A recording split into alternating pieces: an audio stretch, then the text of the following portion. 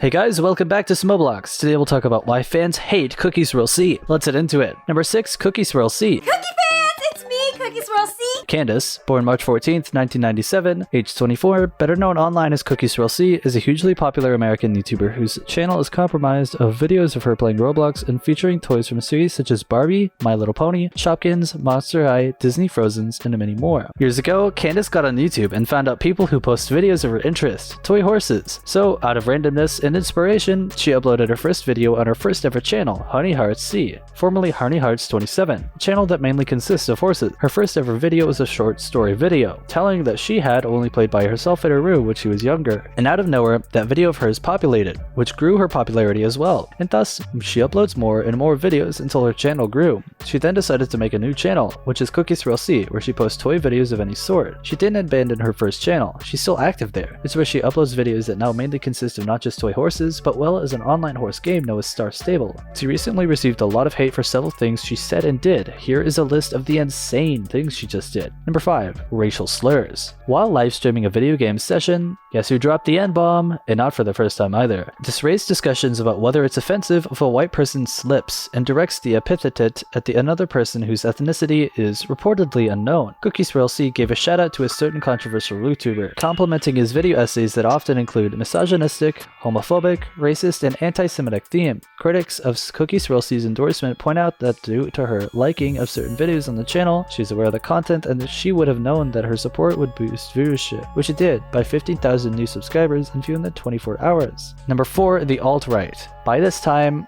the CookieSwirlC had become the most unofficial mascot of the AltRight, right up there with the appropriated Pepe the Frog, as far as those at least slightly to the left were concerned. She was criticized for the social media accounts she followed, some of which belonged to known as anti-feminists, white nationalists, notable alt-right personalities, and unapologetic racists. She also received praise by members of prominent white supremacy forum, who interpreted CookieSwirlC's apparent learnings as supportive of their cause. A mass murderer started off his livestream rampage with the phrase, "Subscribe to CookieSwirlC," as mainstream media scrambled to make sense of the statement in the mass murderer's manifesto. CookieSwirlC came forward with a heartfelt statement condemning the attack. Investigative journalist and terrorism authority Robert Evans of the Bellingcat blog and Behind the Bastards podcast wrote the event was pretty much a grand scale of shitpost, a red herring to the politicians, the media, and the public in giant frantic circles of blame. Evans said that by dragging CookieSwirlC into the whole matter and forcing her to acknowledge the act, the killer exposed his meme to an enormous audience, and the CookieSwirlC terrorist alt-right discussion caught fire on platforms usually reserved for gamers and teens. Number 3, terrorist groups. Only 4 months after her time nod, CookieSwirlC got into a kerfuffle with Twitter. After removing his official verification status, she created a second account due to where she was linked a spoof article claiming that she lost her Twitter creds due to suspicious relations with ISIS. The story went viral. While most internet-savvy people and CookieSwirlC fans knew that he was just trolling, mainstream media lost their minds. Then, Twitter shut down CookieSwirlC's main feed, prompting #SaveCookie to trend across social media. Number 2, is CookieSwirlC accountable for spreading bigotry? In all fairness, she's never intentionally called for violence, the Indian experiment notwithstanding, and she's deemed her past gaffes as idiotic. If she were 10 years younger and the 10th as famous, most of us would shrug her off as